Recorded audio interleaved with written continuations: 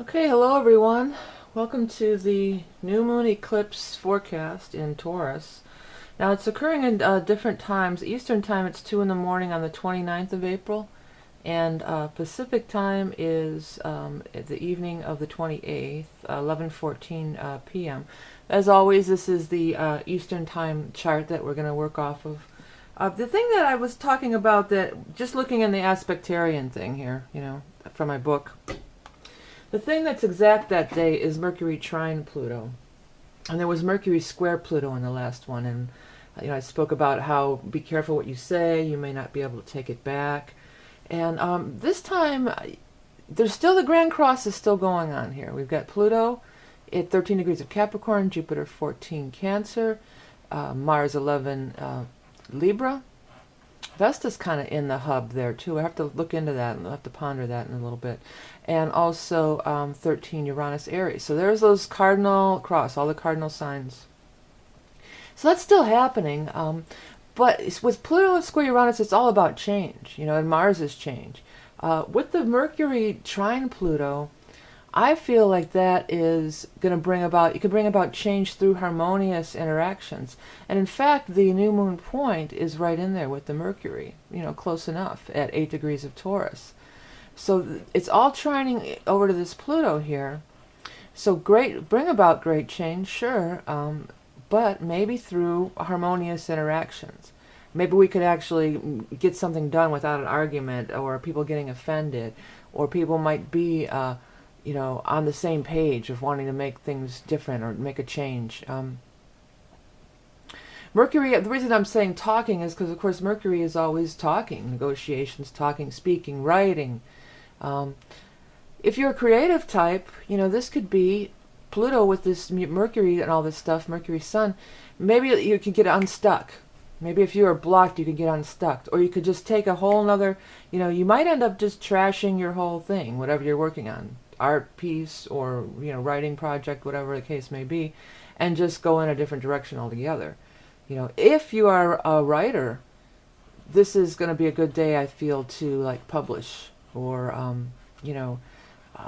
proposals. Well, proposals in general, speaking, negotiating in general. Those are the things that are going to be harmonious to make change and not come across as at conflict. Conflictive. Not come across as that way, come across... Mercury's charming, Gemini, it's charmers. You can charm somebody with the Mercury energy. They know how to be very charming and persuasive, and people in sales often have a strong Mercury or a strong third house. So, and in this chart, of course, for Eastern time only, it is all in the third house, too. So that's, that's even more energy there.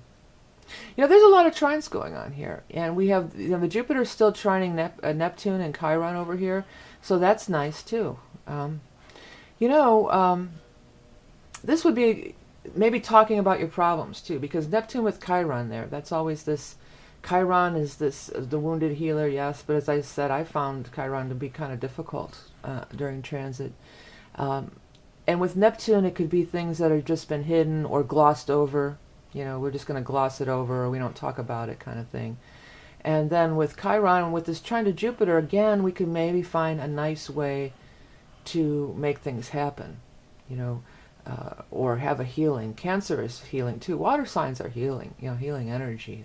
In addition, now in the water signs, we've got Venus trine Saturn here too, at 25 degrees Pisces and 20 degrees of Scorpio up here. So that's going on here. Venus and Saturn, karmic relationships. But a trine is harmonious again, So even though the squares are going on, and you need the crosses and the squares and the oppositions make things happen, conjunctions, squares, oppositions. In this case, you've got the power of a new moon, so that's the energy to make a new beginning. And you've got the harmonious trines going on, so that these big changes maybe can happen, and we can have a smoother transition, or a smoother open to change. Again, new moon and new beginnings. Venus trine Saturn, though, that's Venus is love, Saturn is karma. I mean, if you just had to give it one word. So karmic relationships. Karmic relationships coming up, new moon, you could meet somebody. People can meet somebody that is like going to be, especially if these things are in anywhere in your chart.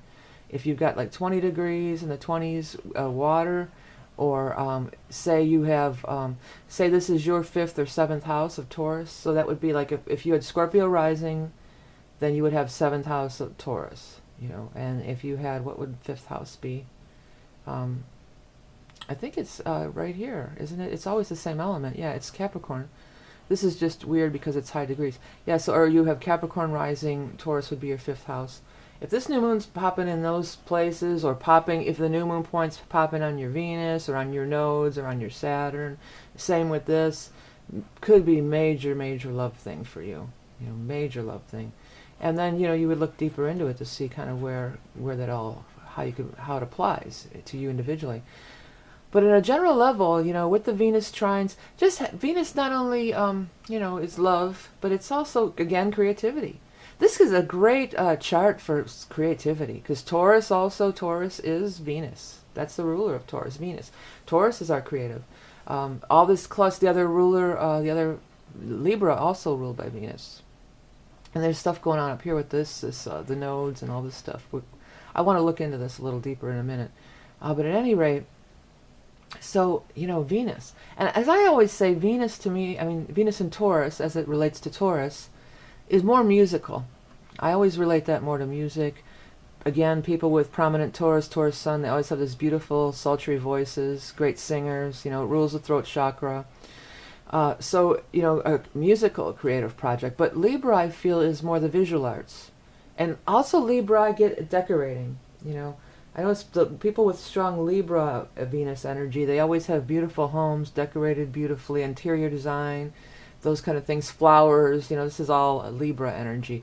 And Taurus is more sultry, you know, sensual, and that voice, you know, that smooth, the liquid fog, or whatever, you know, that smooth voice, Mel Torme, you know. Probably most people who watch these videos don't even know who Mel Torme is. And if you don't, you should check him out, because the guy's got some chops there. But anyways, let's, so I keep on, my hand's going over here, so let's just go there. It's funny how that happens too. Neptune, Chiron, and Venus. Venus is separating out of the conjunction. And these two, they're kind of all in a wide orb here, really, you know. But it's all Pisces energy, you know, so this is just a strong vibe. And then Venus in Pisces, that's totally, again, back to creativity, that's totally coming from above.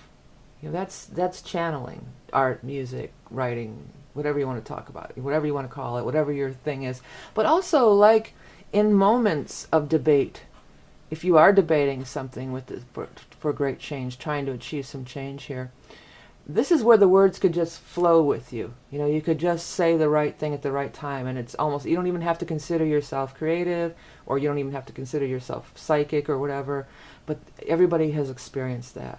You know, they just come out of your mouth, and it's just like in perfect harmony, and you don't really know, you know, just kind of in the flow, going in the flow, and saying pleasing things with all this Venus energy and Mercury, and then the Venus trine. You're saying pleasing things. You're not coming from a place of arguing as far as like putting the other person down, like a mud campaign or smearing somebody, you know. It's more of coming from a Venus place, you know, just a Venus place. Venus is love, harmony, understanding, kindness. Libra's kindness. You know, okay, let's look at this Libra. We didn't really get into this. So the Mars is involved in the Grand Cross. So that's there. I would say Vesta is in there too at that Grand Cross, because, excuse me, these are 14 degrees, you know, 19. I'd say that's in orb. So I don't, you know, I'm not a big expert really on the asteroids, but Vesta, you know, Vesta is the Vestal Virgins. It's the hearth. It's the home and the hearth. It's kind of Cancer, Virgo, I think of it in that range, with Mars in the Grand Cross. With Cancer, also nurture, you know, energy. So I don't know. It's bringing about great change. I don't know. With Libra, could be again just being considerate of the other person. You know, not being so Mars-like, not being so in your face, aggressive. You know, being more diplomatic, flowery, these kind of things. I'm not getting a whole lot on it, but it's something to ponder for everybody here.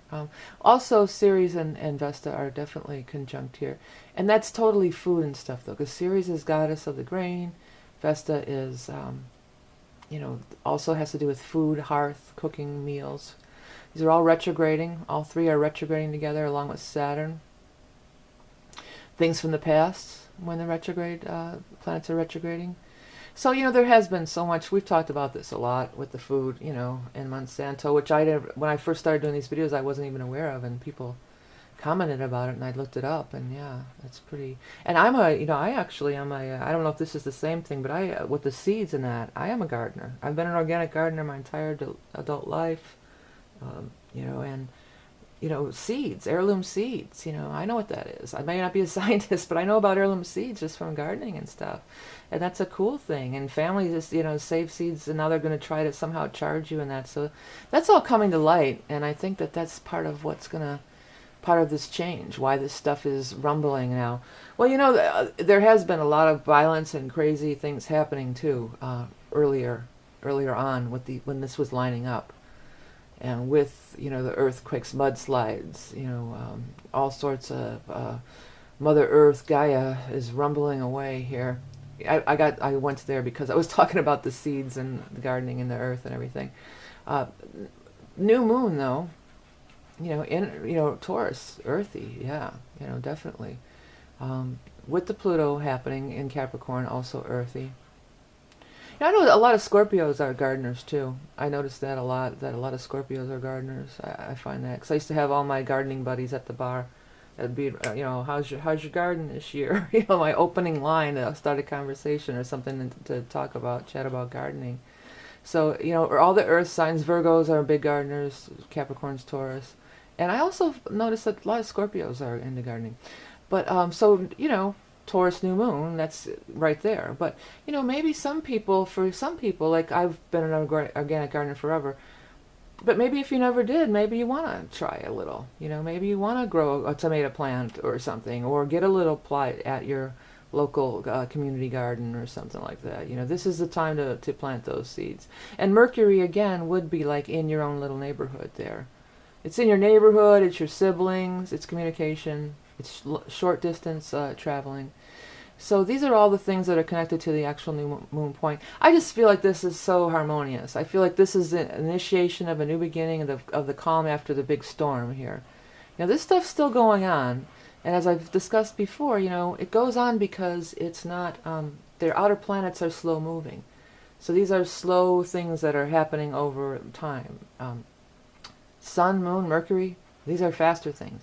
Moon, these are things that are happening right away. And new moons are powerful always for new beginnings. So this is about manifesting a new beginning. And eclipse new moons are even more powerful because they last longer. They last for 6 months. So the seeds that you're planting now are going to be in place and powerful for at least this month, but probably for the next 6 months. Okay, I wanted to show you something, talk a little bit about. I'm going to, it'll be ready anytime now, a little preview. I actually wrote this book like 5 years ago. A lot of you like the tarot readings that I do. And I had it farmed out as content. And so I've got my rights back to my book, Tarot in the Modern World, it's going to be called. And I did the cover. It's pretty cute, huh? This is me, obviously. And this is the print cover, which is sort of more brownish. And if I can back up, you can see a little more. And then the Kindle cover, because this is the original cover, the Kindle cover. But that red, when I printed it out, it was red. It was too much. So I toned it down. But this is more the look I'm going for. This will be the Kindle cover. It's going to be coming out. It's, I'm not reinventing the wheel, but they are my little interpretations for the tarot cards, because many people say they watch the videos because they're trying to learn tarot. So these are my interpretations. It's a little book. It's 180 something pages in print. And it's reasonably priced. The paperback copy is going to be $11, and the Kindle is going to be $4.99, and it'll be available on Amazon soon. So it's a little, it's an interpretation of each card, upright, reverse, and I even give a little poem to memorize it with. Maybe more for the beginner, but you know, maybe even an advanced tarot reader could get something out of it. But you know, I just wanted to, you know, people have been asking about learning the tarot from me and everything, so I did have this content I developed like 5 years ago. It's formatted into the book. Another thing, if anybody knows an app developer, I actually would love to have this be a tarot app. So if anybody is interested or knows somebody, please contact me regarding that. Okay, so I think it's going to be a great new moon. Very powerful eclipse new moon, but powerful for good. Peace, harmony, and love is the order of the day. Everything's in Taurus and Libra. You know, it's all, this is Venus. This is Venus time. Okay? All right, this is Vicki Verley, the Rock and Roll Prophetess. Thank you so much for donating and liking and commenting and watching my videos and sharing.